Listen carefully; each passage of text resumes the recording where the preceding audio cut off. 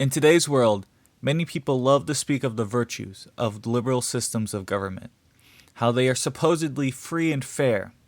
As you know too well, they are neither.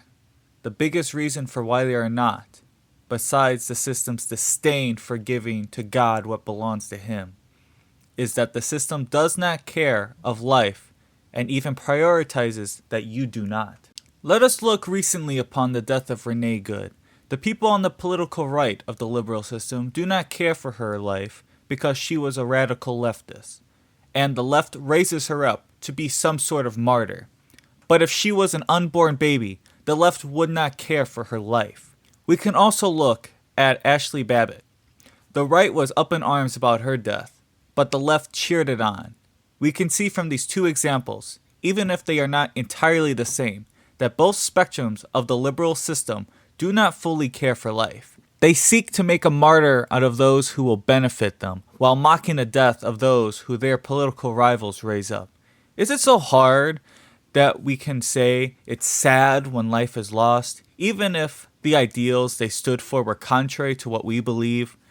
But that would be too virtuous for our system, which prioritizes being as sinful as possible to reach the top. We can see that those who pretend to stand on the side of life often do not.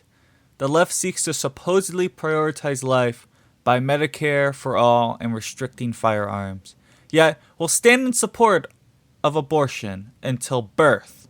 Somehow, in their mind, a white man shooting up a school and killing 30 children is a horrific event. But some other white man doing 30 abortions in one day is exalted. I say to you now, there is no moral difference between a school shooter and an abortionist. They are both moral plagues to our society. But do not think that the right is safe from this either.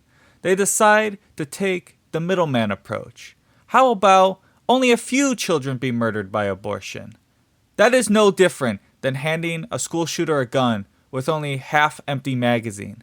Neither wishes to protect life at conception because it is not politically convenient. People will act like they care how virtuous a person is that they will be electing, but it is not based on true virtue, but their own twisted imagination.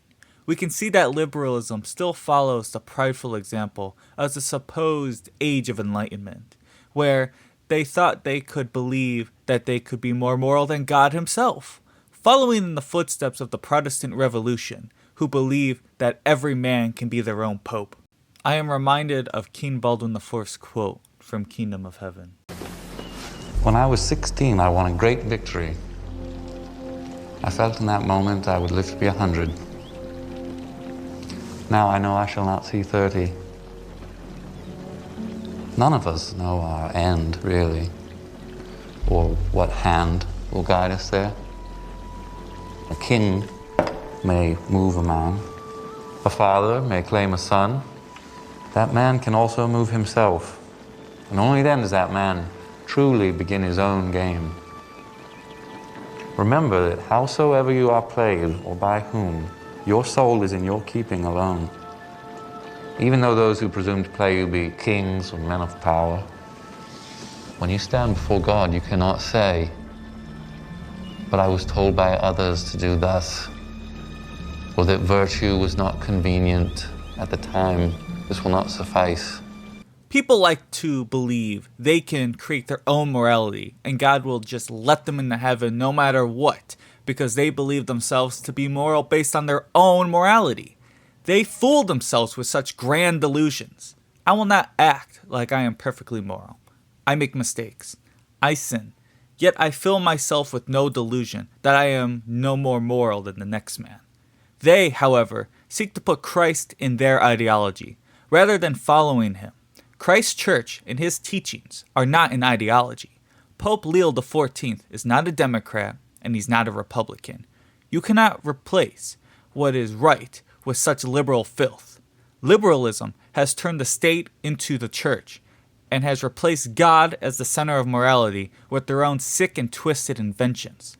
The liberal system will gladly crucify Christ again to serve their own political interests. Stick to what is true. Do not fall into the hands of Satan's liberalism.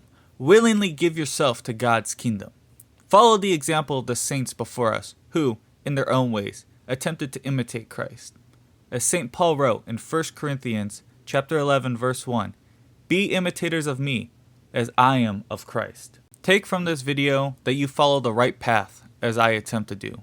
Do not fall into the errors of the modern world, as I attempt to navigate myself from it as well. Remember, God is on your side. Lean on Him, follow Him, love Him. You may fail at times. You are only human. Seek repentance and continue on the path of righteousness. I love you all. God bless you all. This has been BigSteveOG. All hail Christ the King.